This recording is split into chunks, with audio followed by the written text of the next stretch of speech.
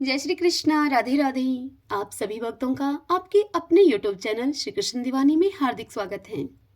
आज आप सब सुन रहे हैं मार्गशीर्ष में आने वाले शुक्ल पक्ष के प्रदोष व्रत की कथा और इसी के साथ हम जानेंगे प्रदोष व्रत का शुभ मुहूर्त, पूजन विधि और महत्व। भगवान शंकर और देवी शक्ति को प्रसन्न करने के लिए प्रदोष का व्रत और समय अत्यंत शुभ होता है। प्रदोष व्रत को बड़ा ही प्रभावी माना जाता है। प्रदोष व्रत के प्रताप से जीवन में दुख, दरिद्रता का अंत होता है और खुशियां दस्तक देती हैं। इस बार दिसंबर माह में दूसरा प्रदोष भी रवि प्रदोष व्रत होगा। रवि प्रदोष का संयोग कई तरह के दोषों को दूर करता है। इस संयोग के प्रभाव से तरक्की मिलती है। आरोग्य, ऐश्वर्य, अच्छे स्वास्थ्य और मान सम्मान में वृद्धि के लिए रवि प्रदोष का व्रत बहुत ही खास माना जाता है। आइए अब जाने दिसंबर मार्गशीर्ष माह के दूसरे प्रदोष व्रत की तारीख, शुभ मुहूर्त, महत्व और पूजन विधि के विषय में। देखिए भक्तजनों, मार्गशीर्ष माह के शुक्ल पक्ष का प्रदोष व्रत 24 दिसंबर 2023 रविवार के दिन रखा जाएगा। ये दिसंबर माह का दूसरा और साल 2023 का आखिरी प्रदोष व्रत होगा। प्रदोष व्रत में प्रदोष काल यानी कि सूर्य के अस्त होने से 45 मिनट पहले और सूर्य अस्त होने के 45 मिनट के बीच के इस समय को प्रदोष काल कहा जाता है। इस समय में शिव की साधना की जाती है। हमारे पंचांग के अनुसार मार्गशीर्ष माह के शुक्ल पक्ष की त्रयोदशी तिथि 24 दिसंबर 2023 को सुबह 6:24 पर शुरू होगी और यह त्रयोदशी की तिथि अगले दिन 25 दिसंबर 2023 को सुबह 5:54 पर इस त्रयोदशी तिथि का समापन होगा। इस दिन प्रदोष व्रत के दिन पूजा का शुभ मुहूर्त रहेगा शाम को 5:30 से रात्रि 8:14 तक। इस समय में आप अपने प्रदोष व्रत का पूजन कीजिए। बहुत ही अच्छा और शुभ मुहूर्त है ये। रवि प्रदोष व्रत का पालन करने वाले व्यक्ति को प्रातःकाल उठकर स्नान आदि से निवृत्त होकर स्वच्छ हो जाना चाहिए। तत्पश्चात पूजा स्थल को स्वच्छ करके सूर्यदेव, भगवान शिव और देवी पार्वती का आह्वान करना चाहिए। अब भगवान शिव को बेलपत्र और सूर्यदेव भगवान को अक्षत, फूल, धूप, दीप, लाल चंदन, फल, पान, सुपारी आदि अर्पित करें। माता पार्वती की भी विधिवत पूजा अर्चना करें। तदुपरांत परिवारजनों के साथ बैठकर रवि प्रदोष व्रत की कथा को सुनिए। प्रदोष व्रत की कथा के बाद आरती कीजिए। देखिए, जब भी आप किसी व्रत को करते हैं, उस व्रत कथा को पढ़ते हैं अथवा सुनते हैं तो आरती अवश्य कीजिए। आरती करने से व्रत और पूजन के समय हुई त्रुटियों से हमें दोष नहीं लगेगा और हमारी यह पूजा और व्रत संपूर्ण होगा। आरती करने के बाद अपने व अपने परिवारजनों के लिए कल्याण की कामना करिए। प्रभु से इसके लिए प्रार्थना कीजिए। पुराणों के अनुसार रवि प्रदोष व्रत को करने से बेहतर स्वास्थ्य और लंबी आयु की प्राप्ति होती है। हमारे शास्त्रों के अनुसार प्रदोष व्रत एक साल में कई बार आता है। हमारे पुराणों के अनुसार एक प्रदोष व्रत रखने का पुण्य 2 गऊ के दान करने के जितना होता है।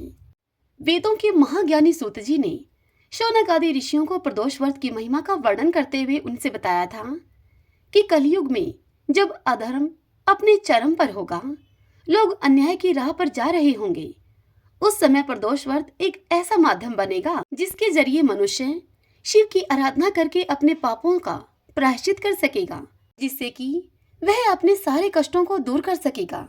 जो प्रदोष व्रत रविवार के दिन पड़ता है उसे रवि प्रदोष व्रत कहा जाता है। इस दिन भगवान शिव शंकर की पूजा की जाती है। जिस प्रकार से एक वर्ष में 26 एकादशियां होती हैं, ठीक उसी प्रकार प्रतिवर्ष 26 प्रदोष व्रत भी होते हैं। किसी भी माह की त्रयोदशी तिथि को प्रदोष व्रत किया जाता है तथा यह प्रदोष किसको समर्पित है, यह उस वार और दिन से निश्चित किया जाता है जिस वार पर त्रयोदशी तिथि पड़ती है। रवि प्रदोष व्रत को शारीरिक स्वास्थ्य की दृष्टि से अत्यधिक अनुकूल और लाभदायक माना जाता है। जो भी मनुष्य रवि प्रदोष व्रत को विधि विधान से संपन्न करता है, उस पर भगवान सूर्यदेव की विशेष कृपा होती है और उस व्यक्ति की ख्याति दूर दूर तक फैलती है। उसे खूब यश और मान सम्मान मिलता है। आइए अब हम रवि प्रदोष व्रत की कथा का श्रवण करें। सभी बोलिए शंकर भगवान की जय। श्री शिवाय नमस्तुभ्यम। एक समय सब प्राणियों के हितार्थ परम पावन भगीरथी के तट पर ऋषि समाज द्वारा विशाल गोष्ठी का आयोजन किया गया। इस सभा में व्यास जी के परम शिष्य श्री सूत जी महाराज हरि कीर्तन करते हुए वहां पधारे। सूत जी को आता हुआ देखकर शौनक आदि 88,000 ऋषि मुनियों ने खड़े होकर उन्हें दंडवत प्रणाम किया। तदंतर महाज्ञानी सूत जी ने बड़े ही भक्तिभाव से ऋषियों को हृदय से लगाया तथा आशीर्वाद उनको दिया। विद्वान ऋषिगण और सब शिष्य अब आसनों पर विराजमान हो गए। शौनक आदि ऋषियों ने पूछा, हे पूज्यवर, हे महामते सूत जी, कृपा करके यह बताने का आप कष्ट करें कि मंगलप्रद कष्ट निवारक यह व्रत सबसे पहले किसने किया और उसे क्या फल प्राप्त हुआ।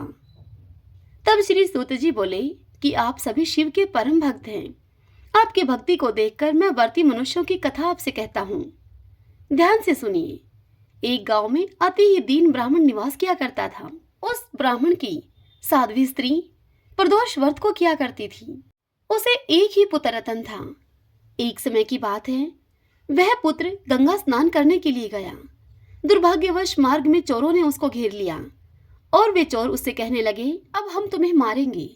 यदि तुम्हें अपनी जान प्यारी हो तो तुम हमें अपने पिता के उस गुप्त धन के विषय में बता दो। तब वह बालक उन चोरों से कहने लगा कि बंधुओं, हम अत्यंत दुखी दीन हैं, हमारे पास धन कहाँ है।